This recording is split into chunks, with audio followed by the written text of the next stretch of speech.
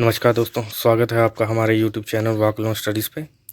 दोस्तों, आज हम डिस्कस करेंगे द हिंदू में 9 अक्टूबर को जो आर्टिकल पब्लिश हुआ था दोस्तों, उसमें बताया गया है कि environmentalists alarmed as Himachal witnesses lesser snow.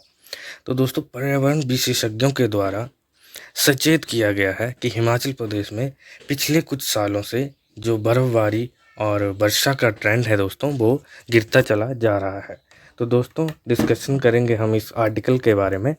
तो चलिए दोस्तों, शुरू करते हैं।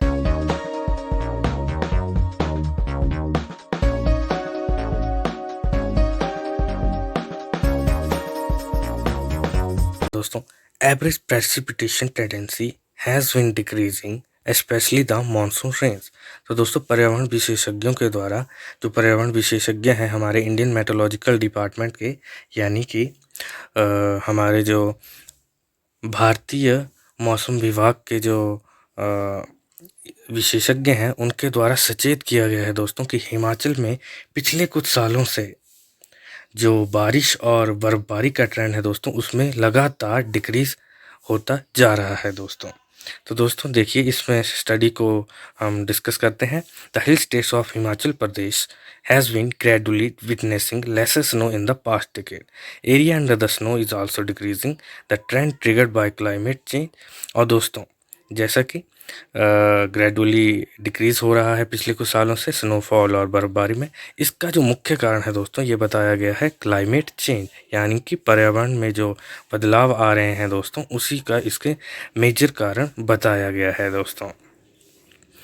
तो दोस्तों, इसके आगे देखते हैं।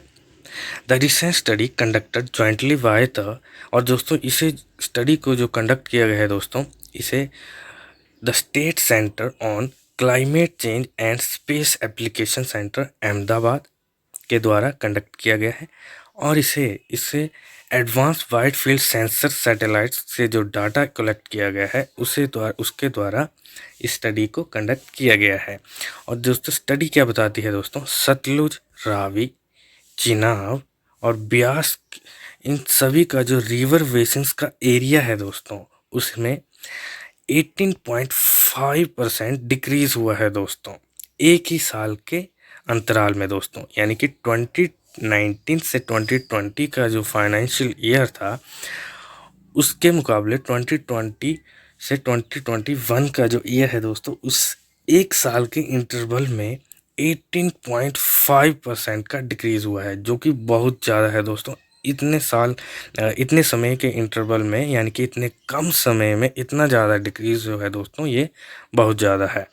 एस रंधावा, को author of the study, S Randhawa जो हैं, जो को ऑथर हैं स्टडी के दोस्तों, उनके द्वारा बताया गया है, ये जो डाटा है दोस्तों 2010 से 2014 के बीच में, जो हिमाचल में एरिया अंडर स्नो, और जो ये जो स्नो और रेन का जो ट्रेंड था दोस्तों, इसमें एक्सटेंड हुआ है। और एरिया जो है स्नो के अंदर, उसमें भी एक्सटेंशन हुई थी, यानी कि उसमें बढ़ावा हुआ था 2010 से 2016, 2015-16 के बीच में इसमें जो ट्रेंड था, इसमें इंक्रीज हुआ था। लेकिन उसके बाद दोस्तों लगातार इसमें गिरावट आई है, नेगेटिव ट्रेंड देखा गया है। उसके बाद दोस्तों लगातार इसमें नेगेटिव ट्रेंड जो है वो दोस्तों देखा गया है।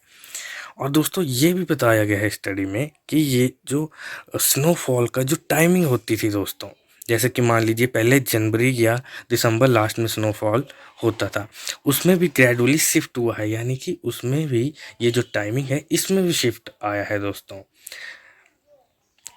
तो देखिए दोस्तों, बहुत ही चिंता का विषय है दोस्तों।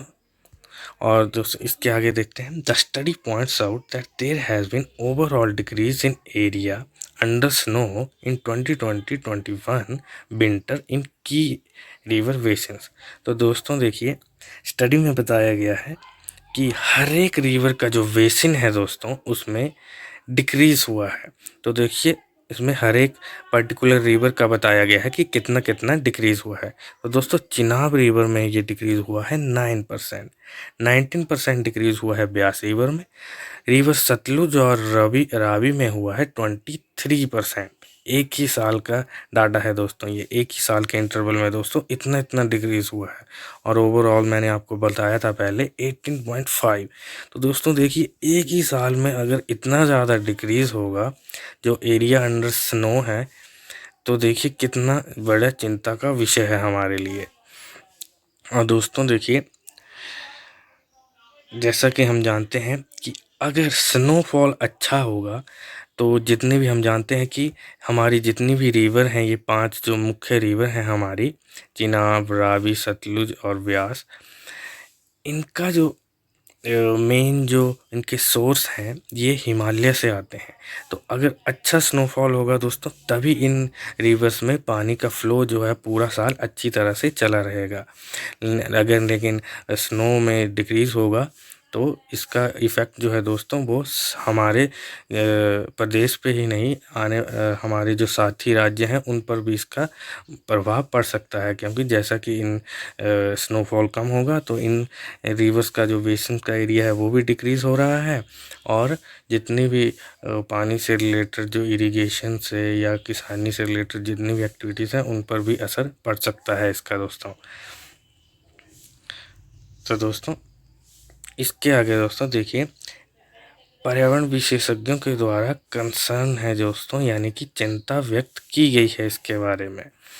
और दोस्तों इनके द्वारा बताया गया है जो एवरेज टेम्परेचर राइज है दोस्तों, ये भी बढ़ रहा है दोस्तों। एवरेज जो टेम्परेचर है दोस्तों हिमाचल का, वो भी इसमें भी बढ़ोतरी देखी गई है, और उसे ही इनके द्वारा मेजर कारण भी बताया गया है।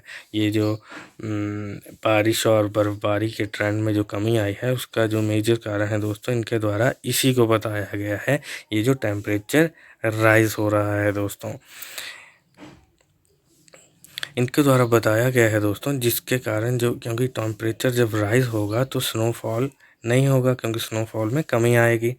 इसी कारण यहाँ जो स्नोफॉल में है वो कमी आ रही है, क्योंकि टेम्परेचर राइज जो है, एवरेज टेम्परेचर राइज, उसमें बढ़ोतरी हो रही है दोस्तों। Climate pattern at global level is changing. तो दोस्तों देखिए, बताया गया है कि जो क्लाइमेट का जो पैटर्न है ये तो ग्लोबल लेवल पर ही चेंज हो रहा है, और इसका जो मेजर कारण है दोस्तों, इसे बताया गया है रैपिड डिफॉरेस्टेशन, यानी कि ये जो वन कटाव हो रहा है दोस्तों, ये बहुत ही ज़्यादा बढ़ गया है। और एक्सटेंसिव कंस्ट्रक्शन, यानी कि ये जो कंस्ट्रक्शन जो कार्य हैं हमारे, इनके लिए भी हम पृथ्वी का लगातार शोषण कर रहे हैं, जिसके कारण हमारे लिए ही भविष्य में ये परेशानी का विषय हो सकता है दोस्तों। तो दोस्तों इसके माध्यम से मैं आपको यही बताना चाहता था कि हमें अपने पर्यावरण को देखिए कंज़र्व करना पड़ेगा, बचाना पड़ेगा, ज़्यादा से ज़्यादा पेड़ लगाने होंगे, और ये जो हम शोषण कर रहे हैं अपने पर्यावरण का, इस पर भी थोड़ी सी लगाम लगानी पड़ेगी, तभी हम अपने जो भविष्य है उसे सुरक्षित कर सकते हैं दोस्तों। तो आई होप दोस्तों आपको ये आर्टिकल अच्छा समझ आया होगा दोस्तों। इसे ज़रूर लाइक और शेयर कीजिए, और हमारे चैनल वाकलॉन स्टडीज़ को सब्सक्राइब कीजिए दोस्तों। इसी के साथ दोस्तों, जय हिंद, जय हिमाचल।